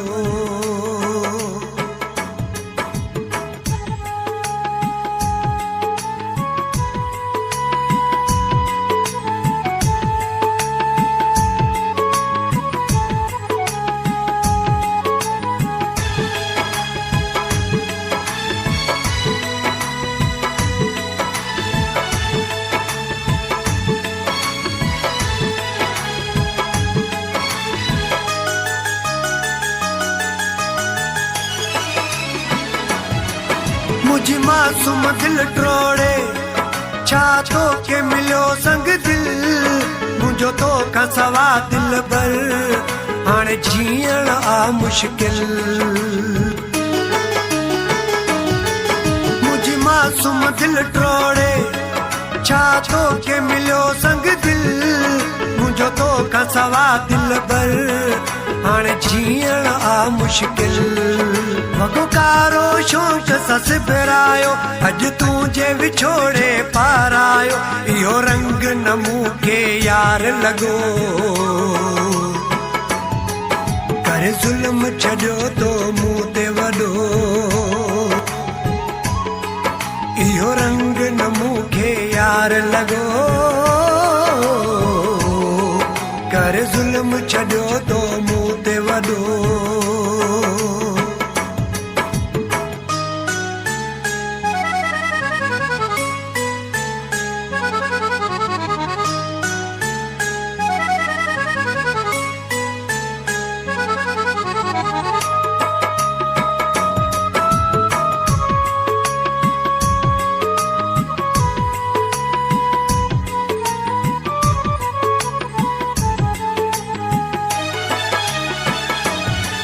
शाद आलम खे ही वॻो तो ॾिनी निशानी आ जोड़ो कारो पातल आ तुंहिंजी वॾी महिरबानी आ शाद आलम खे ही वॻो तो ॾिनी निशानी आ जोड़ो कारो पातल आ तुझी वॾी महिरबानी आ वॻो कारो शौक़ सां सिबरायो अॼु तूं जे विछोड़े पारायो इहो रंग न मूंखे यार लॻो करे ज़ुल्म छॾियो तो मूं ते वॾो इहो रंग न मूंखे यार लॻो कर ज़ुल्म छॾियो तो मूं ते वॾो इहो रंग न मूंखे यार लॻो कर ज़ुल्म छॾियो तो मूं ते वॾो कर ज़ुल्म छॾियो तो मूं ते वॾो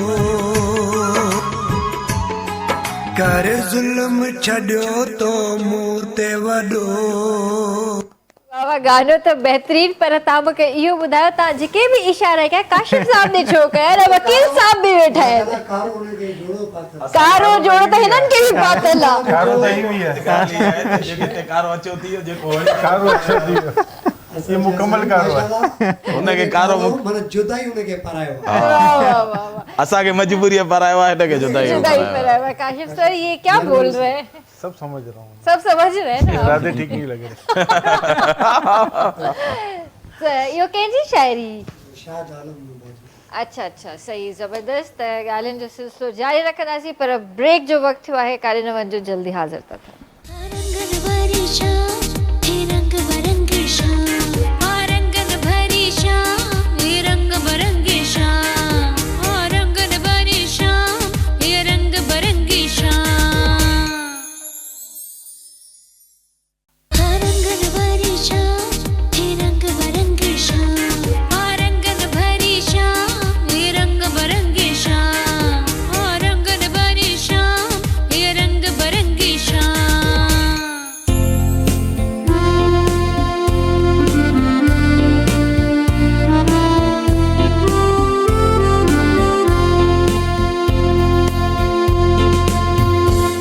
वेलकम बैक व्यूवर्स ॿीहर तव्हांखे भली कार कंदसि ऐं ॿी ॻाल्हि इहा त असांजो जेको PM साहब आहे प्रोडक्शन मैनेजर जेके असांजा पीर अमजद साहब आहिनि अॼु उन्हनि जी बर्थडे आहे so many many happy returns of the day पीर साहब अलाह साईं तव्हांखे ख़ुशि रखे आबाद हुजो ऐं ईअं ई पंहिंजी बर्थडेज़ जेको आहे पंहिंजे कॉलीग सां पंहिंजी ऑफिस वारनि सां पंहिंजे घर भातियुनि सां ईअं ई हमेशह सेलिब्रेट कंदा रहो अलाह साईं तव्हांखे ख़ुशि रखे ऐं तमामु घणी मुबारकूं हुजनि मुंहिंजी तरफ़ां सॼी असांजी टीम जी तरफ़ां ऐं बसि पोइ प्रोग्राम खां पोइ जेको आहे ज़रूरु तव्हां ॾे अचूं था तव्हांखे विश करणु केक ज़रूरु खाईंदासीं घुराए रखिजो सो सर इहो ॿुधायो त हाणे नेक्स्ट छा आहे मतिलबु मसला हल थी विया धरणो ख़तमु थी वियो बट हाणे नेक्स्ट तव्हांखे छा थो लॻे त अमन रहंदो या वरी कुझु इशूज़ साम्हूं ईंदा सिंध सदियुनि खां विढ़ंदी आई आहे ऐं असां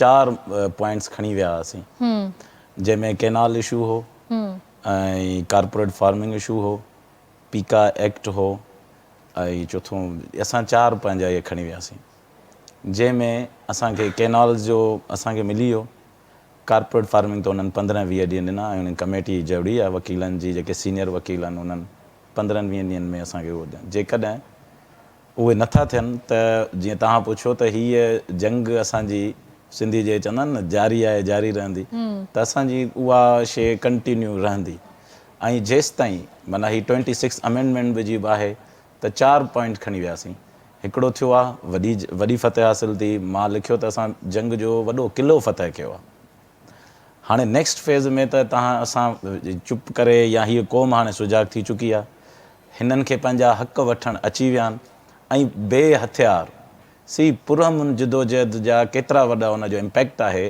त तव्हां जीअं ॻाल्हि कई त हिकिड़ो बि फायर न थियो किथे केरु जलाव घेराव न थियो कंहिंखे को नुक़सानु न थियो त हिननि जो मक़सदु आहे त असांखे पंहिंजा हक़ ॾियो या हाणे असांखे भले मारे छॾियो ॾिसो न उन तव्हां असांखे बुख बदाली तेल गैस असां जूं नौकरियूं हर शइ जेका आहे उहा तव्हां 47 खां वठी त मां उते बि चयो ऐं हिते बि तव्हांजे त टीवी जे तवसुल सां त हाणे हीअ सिंध कैनाल जी ॻाल्हि करे ई कोन थी हाणे असां 47 खां हिसाब थी वठे त जेको बि तव्हां जेके बि असांजा ॾिसो समुंड बि तव्हांजो असां वटि न आहे, असांजा टूल टैक्स आहिनि, असांजी नौकरियुनि जो सिस्टम आहे।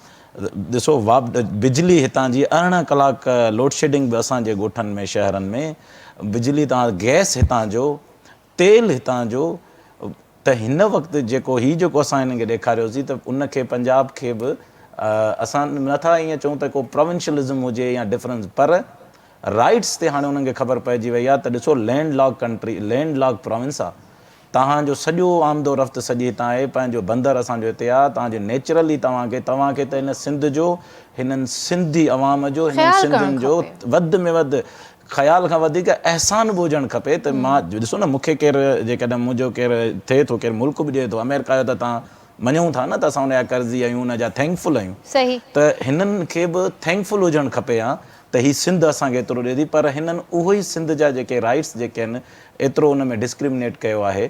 इन करे हाणे सिंधी केनाल दरिया खां हाणे ॻाल्हि अॻियां कनि पिया, हाणे हू चवंदा असांखे पंहिंजा पूरा राइट्स ॾियो, असांखे नौकरियुनि में बि असांखे हुजो, फेडरल में असांजो हुजे, छो असांखे तव्हां पोइ हिते रखियो आहे। ईअं ई असां सिर्फ़ु वरी सिंध जी बि ॻाल्हि नथा कयूं, जीअं चइबो आहे न त राइट्स जी ॻाल्हि, तव्हां बलोचनि खे बि पंहिंजा राइट्स ॾियो, KPK वारनि खे पंहिंजा राइट्स ॾियो, हिकु हटी न हलंदी। माना तव्हां जेको ॾाढो सो गाबो उहो तव्हां न हलंदो। हींअर असांखे ही सॼो बराबरी इक्वल सिटीज़न तव्हांखे सम्झणो पवंदो। तव्हां जीअं बंगालियुनि सां सलूक कयो, तव्हां उन्हनि खे सेकंड सिटीज़न करे छॾियो, जॾहिं तव्हांजा कंट्री में जॾहिं तव्हां हींअर वक़्तु तव्हां छा था सम्झो, तव्हां वरी बि उनखे सेकंड क्लास सिटीज़न सम्झंदो, तव्हां उन्हनि जा राइट्स वठंदो। हींअर 21वीं सदीअ में सोशल मीडिया जे दौर में थोरो माण्हू पंहिंजो लाइव अची थो वञे, पूरी दुनिया में तव्हांजो इहो ट्विटर ट्रेंड हली थो वञे, नो मोर केनाल्स एंड इंडस, पूरी दुनिया जो वॾे में वॾो ट्रेंड थो थिए, दुनिया थी ॾिसे त छा मामिलो थियो आहे, छा मसइलो थियो आहे। त हिन वक़्तु हाणे असां खां तव्हां जंग तव्हां अहिड़ी हालत में नथा करे सघो। हा, तव्हां ॻाल्हियूं कयो, असीं तव्हांजा बि टेबल टॉक्स में, सिंधी त उहा क़ौम आहे, हीअ उहा सिविलाइज़ेशन आहे, मूं तव्हांखे चयो त हिननि त ही सिविलाइज़ेशनूं ठाहियूं आहिनि, हितां त सिविलाइज़ेशन उसरजियूं आहिनि, हितां त माण्हुनि खाधो आहे, हिन दरिया मां त अलाए केतिरियूं क़ौमूं उथियूं आहिनि, केतिरा मज़हब विया आहिनि, त को डिस्क्रिमिनेशन त असां वटि आहे ई न। असां चऊं था त असांखे त पूरा हक़ ॾियो, जितां असांजी राइट्स आहिनि, असांजी ज़मीन जा, असांजा पाणीअ जा, उहे असांखे राइट्स मिलनि। इन करे तव्हांजे सुवाल जो त हीअ जेको केनालनि जी त असां वटि इशू नंढो आहे, असां हाणे वॾियुनि ॻाल्हियुनि ते ॻाल्हियूं कंदासीं। सुठी ॻाल्हि आहे, ऐं बराबरि जा हक़ जेके आहिनि मिलणु खपनि, सभिनीनि खे इक्वली डिवाइड थियणु घुरिजनि। ऐं मेन इशू जेको कराची में आहे सभिनि खां वधीक लोड शेडिंग, ठीकु आहे, चयो वेंदो आहे त इलाही एरियाज़ में लोड शेडिंग न आहे, नज़र बि ईंदो आहे, पर जिन एरियाज़ में लोड शेडिंग आहे त घटि में घटि उहे मसइला हल कया वञनि। पाणी जो वॾे में वॾो इशू आहे, कराची में पाणी कोन्हे को, उन खां अलावा हिते गैस जो इशू आहे, गैस आहे ई कोन, ऐं बिल्स हर दफ़े पिया था अचनि। ॾिसो न, इहा ई ॻाल्हि मूं तव्हांखे चयो त हाणे कुझु इलाइक़नि में लोड शेडिंग न आहे, ॿियनि इलाइक़नि में 8-8 कलाक आहे, त माना तव्हां डिफरेंस था रखो, ठीकु आहे। ऐं बिजली पैदा करण बि असांजो, पाणी बि असांजो, वरी तव्हांजी गैस जी लोड शेडिंग, मतिलबु हिन दौर में हिन टाइम ते तव्हां गैस जी लोड शेडिंग शुरू कई आहे। माना जीअं रमज़ान हुजे त कंहिं बि घर वारनि खे या लेडीज़ खां पुछो त उहे वीचारियूं हाणे 8 बजे या 6 बजे मानी तयारु, छाजे करे गैस हली वेंदी, छाजे करे त असां वटि एलीट कैप्चर आहे। एलीट कैप्चर माना कैपिटल निज़ाम आहे, त CNGs अहिड़ा वॾा सरमाएदारनि खे, उन्हनि जूं कंपनीज़, उन्हनि जूं इंडस्ट्रीज़, उन्हनि खे गैस ॾियणी आहे, घरू सार्फ़िन आम माण्हूअ खे तकलीफ़ करणी आहे। इहो असांखे पंहिंजो माइंड सेट करिणो पवंदो त सिटीज़न लाइ तव्हांखे करिणो आहे, हीअ तव्हांखे इंडस्ट्री या हीअ जेको कैपिटल निज़ाम सरमाएदारी, उहा ई ॻाल्हि आहे न, त सुबुह खां जीअं गैस अचे त राति जो 10 बजे हलियो थो वञे, 9:30-10 जो इहो टाइम आहे, यानी राति जो अगरि कोई महिमान अची वञे त हुनखे टी बैग वारी चांहि ॾिजे, केटल में ठाहे करे ॾिजे, उनखे या त होटल तां वरी पिया घुरायूं, बसि पोइ 10 बजे खां पोइ प्लीज़ मुंहिंजे घर कोई महिमान न अचे। इन करे चऊं था त तव्हां पंहिंजो जेका राइट्स जी राइट लाइ फाइट करणी पवंदी। सर कयूं पिया था, बाक़ाइदा कयूं पिया था, जॾहिं खां पैदा थिया आहियूं, जॾहिं खां साह संभालियो आहे, पंहिंजो पाण खे संभालियो आहे, मुंहिंजे ख़्याल में 75-76 इयर्स थी विया आहिनि, असां पंहिंजे राइट्स लाइ विढ़ूं पिया, बिल्कुलु अॼु ॾींहं ताईं विढ़ूं पिया। इंशाल्लाह पोइ भलाई थींदी। ॾिसो हींअर हेतिरी वॾी हिकिड़ी कामयाबी मिली आहे, फतेह आहे, ऐं उन मां घणो कुझु सिखिजे थो त असांखे माना कहिड़ी प्लैनिंग कजे, कंहिंसां अॻियां हुजे, कहिड़ा माण्हू लीड कनि न कनि, गॾियल काज़ हुजे, पार्टी बेस्ड न हुजे, ऐं शख़्सियत बेस्ड न हुजे, शख़्सियत परस्ती बि न हुजे, त Individual कोई हुजे जेको बस जेको अचे। काज़ खणी हलो त तव्हांखे नतीजा तव्हांखे अल्लाह साईं पाण इंशाल्लाह इंशाल्लाह इंशाल्लाह। सर अभी रिसेंटली आपको एक अवार्ड भी मिला, मुझे पता चला है। जी पाकिस्तान सुपर लीग जो चल रही है इस वक्त, तो उसमें हर सीज़न में 30 के करीब पूरे पाकिस्तान से उन लोगों को चुना जाता है जो अपनी अपनी फील्ड में कोई बड़ा कारनामा उन्होंने अंजाम दिया हो। तो मुझे गूगल मैप्स के हवाले से मुझे उसमें अवार्ड मिला और फ्राइडे को मैंने वो अवार्ड रिसीव किया। इस्लामाबाद यूनाइटेड और पेशावर ज़ल्मी का मैच था, उसके दौरान में तो एक बड़ी वो एक अच्छी अचीवमेंट है मेरे लिए। और मैं उसको तो इस पूरी अचीवमेंट को अपनी पूरी कम्युनिटी के नाम करता हूँ, क्योंकि हम लोग सब मिलके ही कर रहे होते हैं। मैं तो एक फेस हूँ उसके आगे, बाकी असल काम तो हम सब मिलके कर रहे होते हैं। तो ये था कि तकरीबन पाकिस्तान के अंदर ही पूरे पाकिस्तान में मैंने पर्सनली 6,500 बिजनेसेस मैंने गूगल मैप में मैंने ऐड किए थे। सही सही। और इसके अलावा इसमें सयाहती मकामात थे, जो स्पेशली मैं सिंध की बात कर रहा हूँ।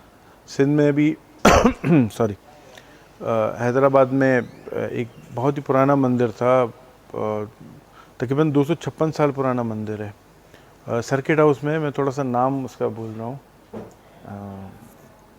बहरहाल तो वो गूगल मैप में नहीं था। मैंने उसको किया, गूगल मैप में ऐड किया, उसमें फ़ोन नंबर डाला, उसमें तस्वीरें डाली, और उसके बाद फिर वहाँ के जो मुंतज़िम थे उस मंदिर के, उनके अब तक मुझे फ़ोन आते हैं कि मुझे पता नहीं दुनिया में कहाँ से मुझे कॉल्स आती हैं। ज़बरदस्त, बहुत अच्छी बात। तो ये सिर्फ उस फ़ायदा हुई है जब हुआ कि जब गूगल मैप में वो चीज़ ऐड हुई, लोग उसको सर्च करते हैं और उनको अप्रोच करते हैं।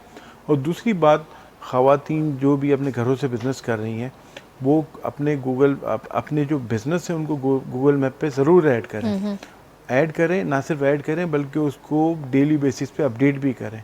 आप यकीन करें बहुत फ़ायदा होगा। इवन आप यूँ समझ लें कि हमारी जो अब जैसे ये सर ने अजरक पहनी हुई है, या जितने हमारे जो हैंडीक्राफ्ट्स हैं, वो जो घरों में इंडस्ट्रियाँ लगी हुई हैं, हाँ। जहाँ पे चूड़ियों की इंडस्ट्रीज़ हैं हैदराबाद में, और आगे बदीन में, सांगड़ में, जहाँ पे जो छोटी इंडस्ट्रीज़ हैं, वो अपने आप को गूगल मैप में ज़रूर रजिस्टर्ड करवाएं।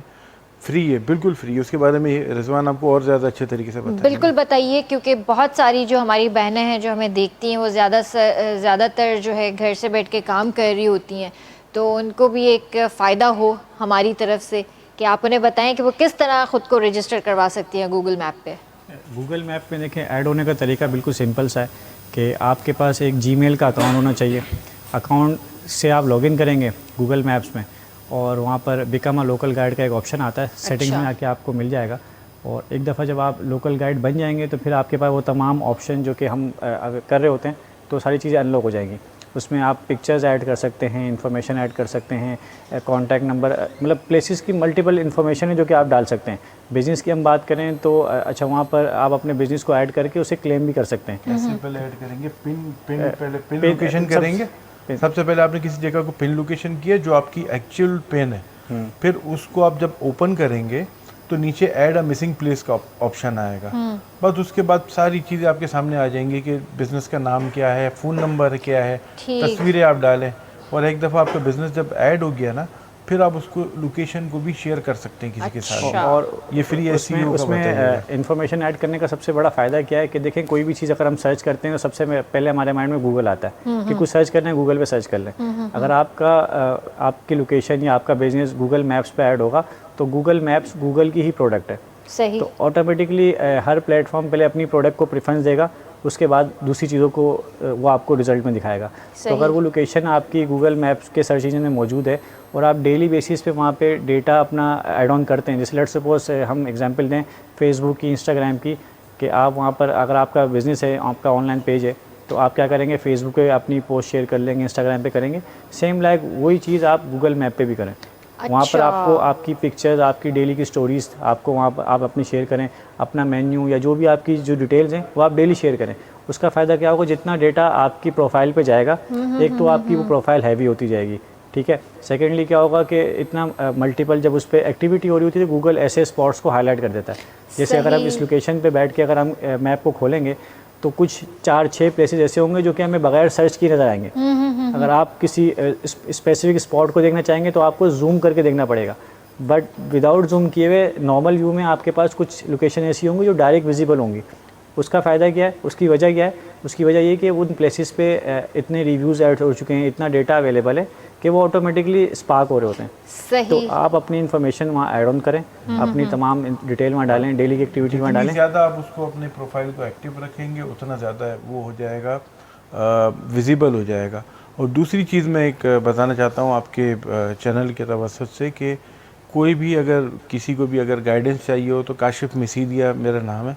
आप मुझे सोशल मीडिया पे सर्च कर सकते हैं, रिजवान शाह है, डॉक्टर फूडी ऑफिशियल के नाम से इनका अकाउंट है। सही। तो आप हमें सर्च कर सकते हैं, हमें अप्रोच कर सकते हैं, हम आपको बिल्कुल हेल्प करेंगे, हम आपको बिल्कुल गाइड करेंगे इस बारे में।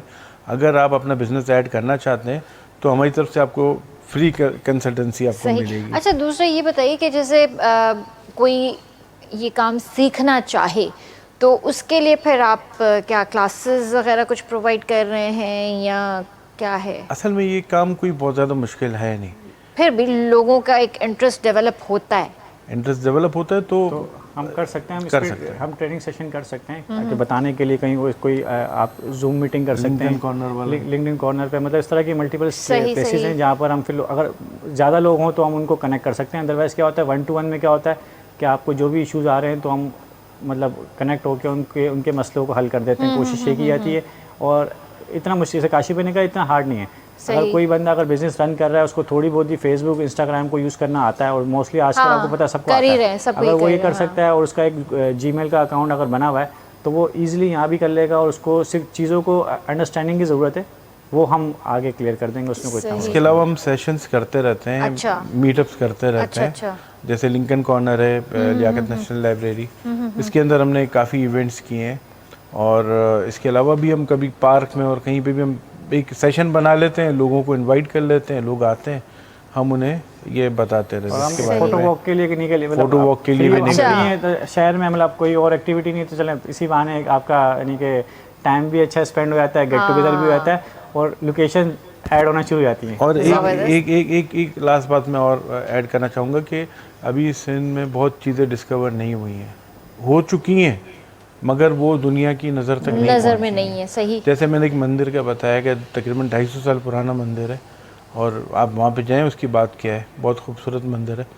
तो इसी तरीके से बहुत सारी जगहें ऐसी हैं जो टूरिस्ट प्लेसेस है, जो दुनिया को देखनी चाहिए, जो गूगल सर्च में नज़र आनी चाहिए।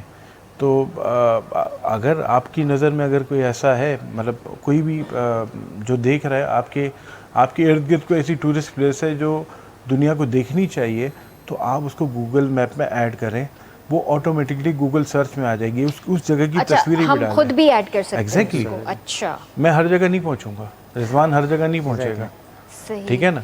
तो ये आपने खुद करना है, वो स्पॉट हमने खुद वहाँ पे ऐड करना होगा। ऐड करना है, गूगल मैप में ऐड करना है, और उसकी तस्वीरें भी ऐड करनी है।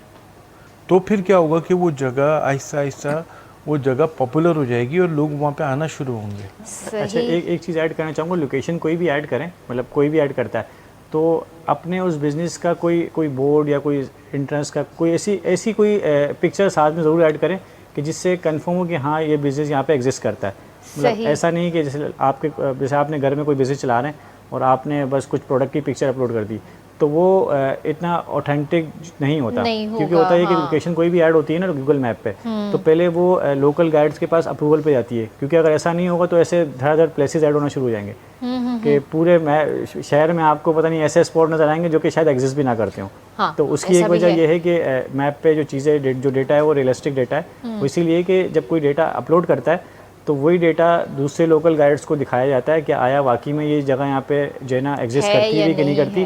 तो वहाँ का जो सराउंडिंग का लोकल गाइड होता है वो फिर उसको अप्रूव या रिजेक्ट करता है कि हाँ वाकई में ये स्पॉट यहाँ पर अवेलेबल है, और उसके बाद फिर वो आपको मैप पे 24 से 48 घंटों में आपको मैप पे वो स्पॉट नज़र आना शुरू हो जाता है। वरना उसके अलावा आपको आप ऐड भी करेंगे तो समटाइम एक इशू ये भी आता है कि यार हम लोकेशन ऐड कर रहे हैं पर वो जो है मैप पे विजिबल नहीं हो रहा, तो उसकी वजह ये होती है कि आपने उसकी रेलेवेंट जो पिक्चर है वो आपने साथ में अपलोड नहीं की होती, तो वो करना बड़ा इंपॉर्टेंट है। सही सही सही। So thank you so much everyone for coming and joining us here.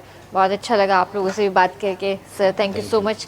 तव्हां सां बि ॻाल्हि करे ॾाढो सुठो लॻो। लास्ट में कोई मैसेज ॾियणु चाहींदो? मैसेज बसि इहो आहे त पंहिंजी क़ौम लाइ, पंहिंजे राइट्स लाइ हमेशह फाइट कंदा रहो। सही, ऐं आवाज़ उथारींदा रहो। सही, अॼु न सुभाणे तव्हांजो आवाज़ ज़रूर इंशाल्लाह इंशाल्लाह इंशाल्लाह। जी सर, आप कोई मैसेज देना चाहेंगे? मेरा मैसेज ये है कि आप गूगल मैप को ना सिर्फ यूज़ करें बल्कि उसमें कंट्रीब्यूट भी करें, और कंट्रीब्यूट भी ऐसा करें कि आपकी सराउंडिंग के जितने भी लोग हैं उनको फ़ायदा हो, हमारे शहर को फ़ायदा हो, हमारे सूबे को फ़ायदा हो, और हमारी जितनी जो छुपी हुई चीज़ें हैं वो दुनिया को नज़र आएँ गूगल सर्च के ज़रिए से। ज़बरदस्त। आप कोई और मैसेज? मेरा मैसेज ये है कि कोई भी नया टूल आता है, कोई भी नई चीज़ आती है तो उसे लर्न करें, उसके बारे में अपने अंदर इंटरेस्ट पैदा करें। सही। कि कोई नई चीज़ आई है तो मुझे उससे सीखना चाहिए। हाँ, ये अलग बात है कि वो आप उसको यूज़ ना करें, लेकिन आपको उसको आना चाहिए। रिसर्च और स्टडी ज़रूर हाँ, करें। क्योंकि आप लर्न करेंगे तो ही आप अर्न करेंगे। सही ना। बात है, तो सही इसीलिए बात। कोई भी चीज़ आपके पास आती है, जैसे अक्सर एड्स आपको दिखते हैं तो एड्स के बारे में अक्सर लोग क्या होते हैं, स्किप कर देते हैं, जबकि आपको कभी कोई ऐड स्किप नहीं करना चाहिए, क्योंकि आप सोचें कि आपको ये ऐड दिख रहा है तो इसके पे किसी के पैसे लगे हुए हैं, और कोई भी अपने पैसे फ्री में किसी चीज़ पे नहीं लगाता। सही, लेकिन मैं तो हमेशा स्किप ही करती हूँ। चले, थैंक यू सो मच। तव्हां खां वेंदे वेंदे गानो ॿुधंदासीं? अच्छा जी, इंशाल्लाह ज़िंदगी रही तो तव्हां सां सुभाणे मुलाक़ात कंदासीं। तेसीं ताईं पंहिंजे प्यार जो तमामु घणो ख़्यालु रखिजो। मूंखे RBS जी पूरी टीम खे ॾींदा इजाज़त। अल्लाह हाफ़िज़ जी।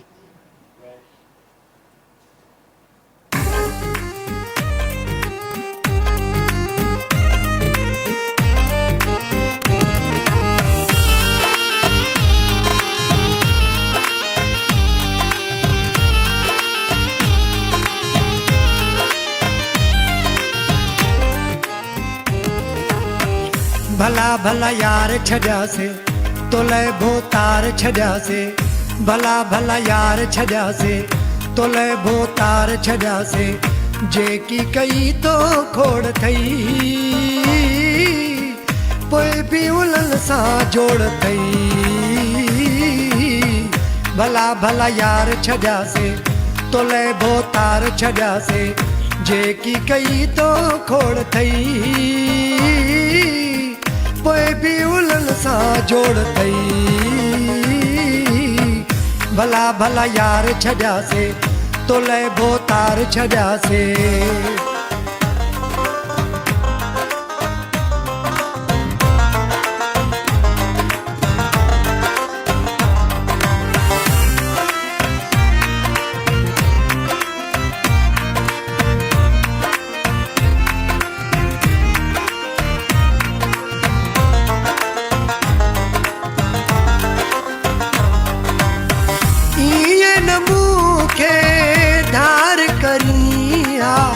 लेकिन मूं ते वार करी हा,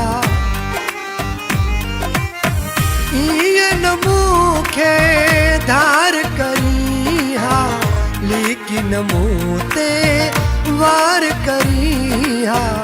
ईअं न मूंखे धार करी हा, लेकिन मूं ते वार करी हा। मोहे मथे में धूड़ थई पोइ बि उन्हनि सां जोड़ थई। भला भला यार छॾियासे तोले भोतार छॾियासे, जेकी कई तो खोड़ थई पोइ बि उन्हनि सां जोड़ थई।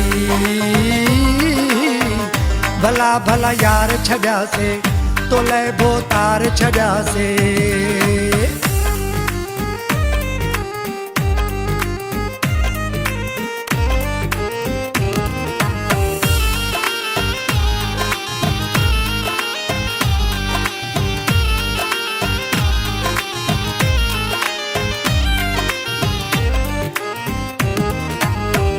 इया मूंखे ख़बर पई आ यार तो सां ॾाढी थी आ।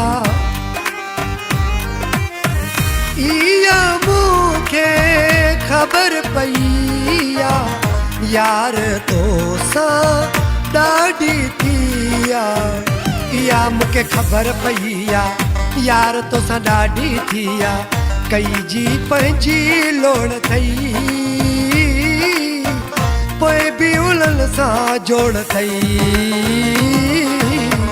भला भला यार छॾियासे तोले भोतार छॾियासे जेकी कई तो खोड़ थई पोइ बि उन्हनि सां जोड़ थई भला भला यार छॾियासे तोले भोतार छॾियासे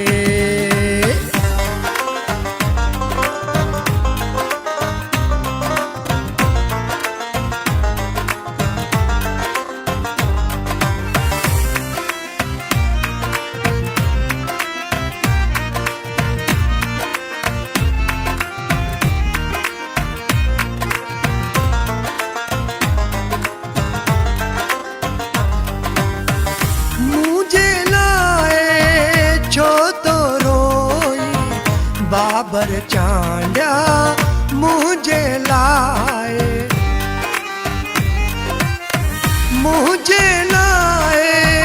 छो तो रोई बाबर चांडिया मुझे लाए छो तो रोई बाबर तू मुझे लाए घर में सदाई गोड़ थई पोइ बि उन्हनि सां जोड़ थई भला भला यार छॾियासे तोले भोतार छॾियासे जेकी कई तो खोड़ थई